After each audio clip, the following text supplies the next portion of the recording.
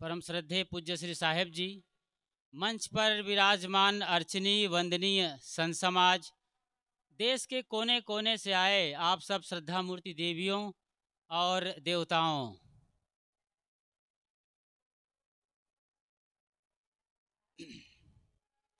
कुंभ ये महाकुंभ कहला रहा है।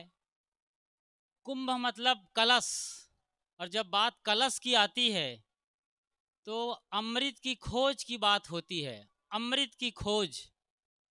इसीलिए पुराणों में जो कथा आती है समुद्र मंथन की, वो बड़ी प्रियकर है जब आप समझना चाहते हैं उसके गहरे में जाकर। तो हमारे जो पुरखे रहे हैं, ऋषि रहे हैं, जिन लोगों ने इस तरह के पुराणों की कथाओं का इजाद किया, खोज किया, जिन्होंने बनाया, वो कुछ देना चाहते थे गहरे में, लेकिन हम लोग इशारों पर अटक गए, प्रतीकों में अटक गए और उस सत्य को नहीं जान पाए जिनके लिए इशारा किया गया था। थोड़ा समझें इस पौराणिक गाथा को, इस कथा को समुद्र मंथन की। कहते हैं एक ऋषि थे कश्यप, जिनके नाम से बताया जाता है कि उधर यूरोप के तरफ जो कैस्पियन सागर है उसका नाम रखा गया है ऋषि कश्यप के नाम पर। उनकी दो पत्नियां थी, दिति और अदिति। उन्हीं दो पत्नियों से देव और दानव का जन्म हुआ था, जिन्हें सुर असुर भी कहा जाता है। एक बार ऋषि बृहस्पति के श्राप से देवताओं का शक्ति पतन हो गया, मतलब उनकी शक्तियां जाती रही, उनका ऐश्वर्य छिन गया, वो कमज़ोर पड़ गए। और फिर उनके सौतेले भाई दैत्यों ने देवों के लोक यानी स्वर्ग लोक पर आक्रमण कर दिया और कब्जा करना शुरू कर दिया। देवता सब गिड़गिड़ाए और ब्रह्मा के पास पहुँचे और कहा कि हमारे साथ अन्याय हो रहा है। ब्रह्मा ने कहा कोई माफ़ी नहीं है तब तक जब तक कि तुम लोग अमृत की खोज ना कर लो। अमृत पियोगे तो शक्ति वापस आएगी और तुम्हारा खोया हुआ स्वर्ग लोक वापस मिल जाएगा। अब अमृत की खोज में यही समुद्र मंथन की घटना की शुरुआत होती है। कल मैं वहाँ गया था बांध के नीचे, और आदि शंकराचार्य मंडपम के पास डिजिटल कुंभ मेला लगा हुआ है। दिव्य भव्य और डिजिटल कुंभ मेला कहा जाता है। तो डिजिटल रूप मैंने वहाँ पर कल देखा, बहुत बढ़िया ये समुद्र मंथन का शो दिखाया जाता है। तो समुद्र मंथन को आप समझिए, इसको कथा के रूप में समझिए, और मैं जो कहना चाहता हूँ या इससे बेहतर शब्द इस्तेमाल करूँ तो सदगुरु कबीर का सत्य क्या कहना चाहता है, सनातन धर्म के बीच में सदगुरु कबीर का सत्य क्या है, मैं इसी ओर आपको लिए जा रहा हूँ। जरा गौर से एक एक लाइन को सुनते रहिए। तो ये समुद्र मंथन की घटना आपने देखा, और कहा गया कि इसमें मंदराचल पर्वत को धूरी बनाई गई और उस पर वासुकी नाग को लपेटा गया। मुख के तरफ दैत्यों ने खींचना शुरू किया मथानी की तरीके से, पीछे के पूंछ के हिस्से को पकड़ा था देवताओं ने, और कहा जाता है कहीं रस्सी फिसल न जाए, मंदराचल पर्वत भी कहीं धूरी से इधर से उधर टस से मस ना हो जाए, इसलिए भगवान स्वयं विष्णु जी नीचे कच्छपा अवतार में कच्छप का रूप लेकर के उस पर्वत को संभाले हुए थे।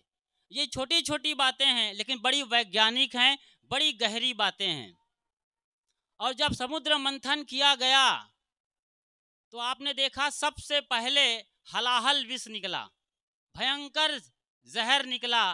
पूरे वहाँ डिजिटल जो कुंभ है बड़े पर्दे पर दिखाया जाता है कि पूरी दुनिया में अंधेरा छा गया, एकदम हलाहल विष, कोलाहल मच गया और अंधेरा छा गया। अब आप समझिए समुद्र मंथन ये कोई बाहर कहीं घटना नहीं हुई है। मैंने कहा ना, इशारों में मत जाइए, कथा कहानियों में, खास तौर से हमारी माँ बहनें आपसे हाथ जोड़ के विनती है, कथा कहानियों के इशारों में, घटनाओं में मत अटकिए। ये कोई ऐतिहासिक घटना नहीं है कि आपको इसकी जानकारी मिल जाए, ये हमारे भीतर की घटना है। दरअसल समुद्र मंथन आत्म मंथन है। समुद्र मंथन क्या है? आत्म मंथन। जब देवताओं ने इस धरती के सारे भोगों को भोग लिया, जो भी भोग है, और आप भी भोग रहे हैं धरती तल के, जितने भी भोग हैं, वक्त नहीं है कि उनका विस्तार किया जाए, इशारा समझें। तो फिर देवताओं को लगा कि धरती के सारे सुख हमने भोगा है, अब समंदर के अंदर क्या भोग हो सकता है।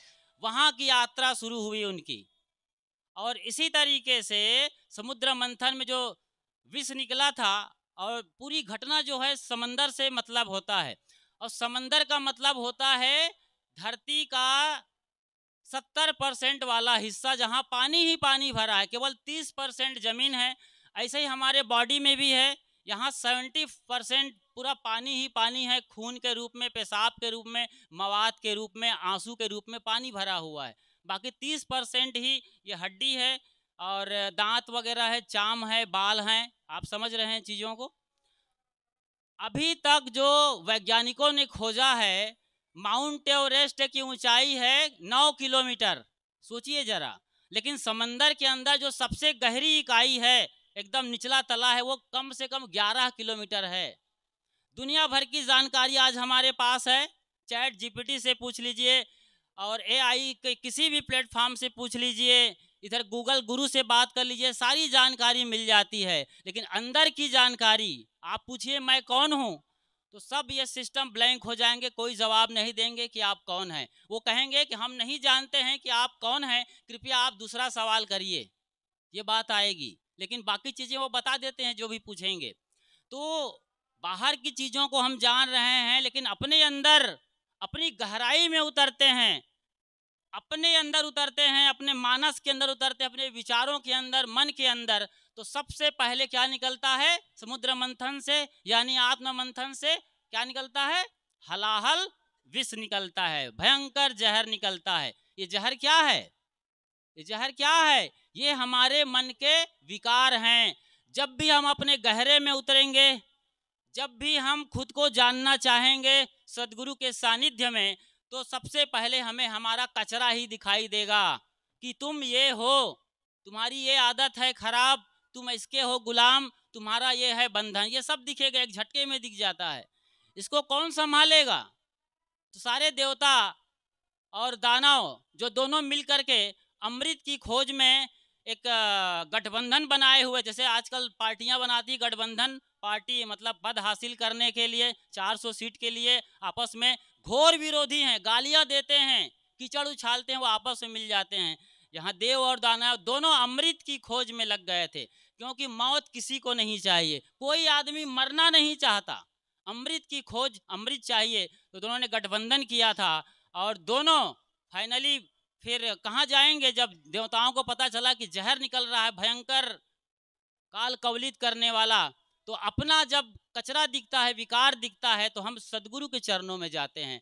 और सदगुरु तो कब से बैठे हैं, ब्रह्मा यहाँ सदगुरु के रूप में हैं। ये जो ट्रिनिटी है ब्रह्मा विष्णु महेश का, ये हमारे लिए गुरु तुल्य हैं, गुरु रूप में इन्हें प्रदर्शित किया है। GOD, गॉड मतलब, तो आप समझ रहे हैं चीज़ों को।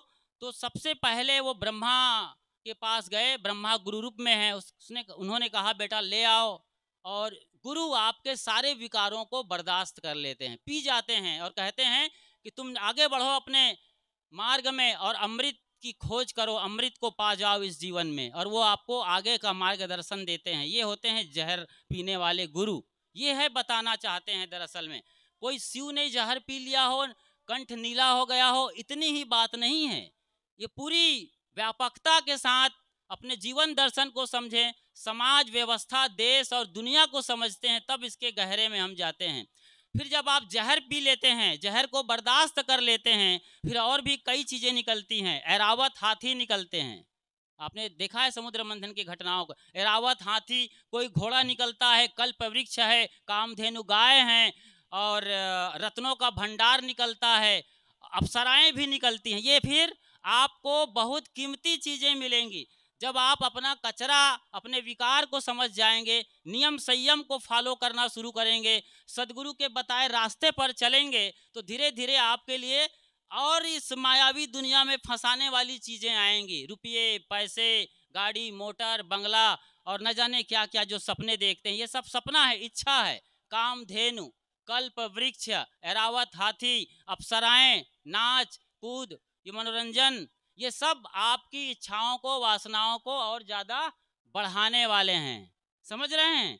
जब भी हम गहरे में आएंगे, अपना मंथन करेंगे, अपने भीतर तलाश करना है वो अमृत को। अमृत कहीं बाहर नहीं है।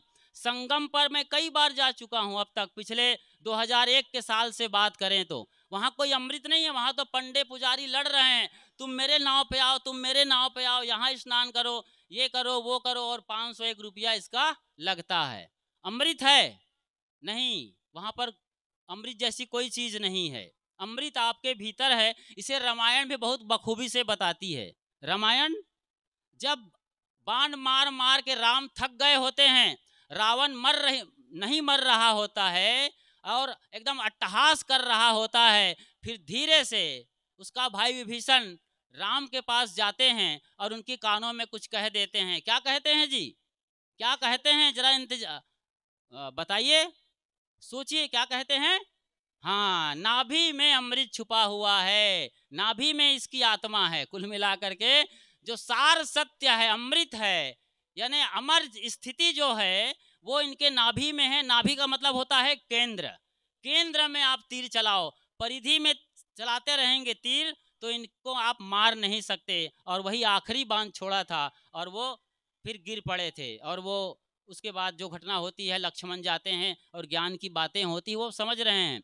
तो अमृत की खोज के लिए अब इसी का रूपक है। यहाँ पर कितनी सारी चीजें हैं। जब आप स्टेशन से उतर कर यहाँ तक आते हैं, कितने कैंप लगे हैं, कितने अखाड़े लगे हैं, कितने सर्कस जैसी चीजें हैं, कितने बाजार हैं। उनको पार करके यहाँ आप 7-8 किलोमीटर सदगुरु कबीर साहब के सत्संग स्थल में पहुँचते हैं। यदि आप कहीं थोड़े से मायावी लोग के प्यासे हैं या प्यारे हैं, थोड़ा चकाचौंध पसंद आता है, तो शायद हमारा कैंप भूल जाएंगे और तमाम सदगुरु संतों का अखाड़ा लगा हुआ है वहाँ पहुँच जाएंगे मायावी लोक में।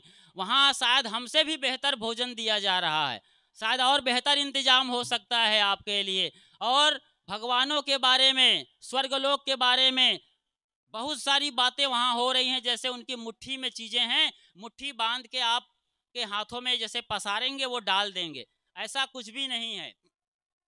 तो ये कुंभ मेला है जो 144 साल बाद हो रहा है, ये महाकुंभ कहलाता है।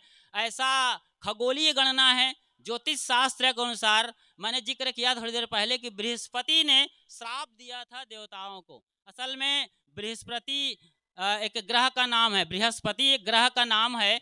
उसके लाइन में जब ये चांद और सूरज आते हैं, और सूरज जब मकर राशि में प्रवेश करता है, मकर राशि में, तो मकर संक्रांति की घटना होती है। और इस तरीके से ये कुंभ का बड़ा आयोजन हुआ है। बहुत शानदार आयोजन है। आप मेला घूमें, दूसरों से मिलें, मेल मुलाकात करें, लेकिन अमृत की खोज में आप ऐसे ही सदगुरु संत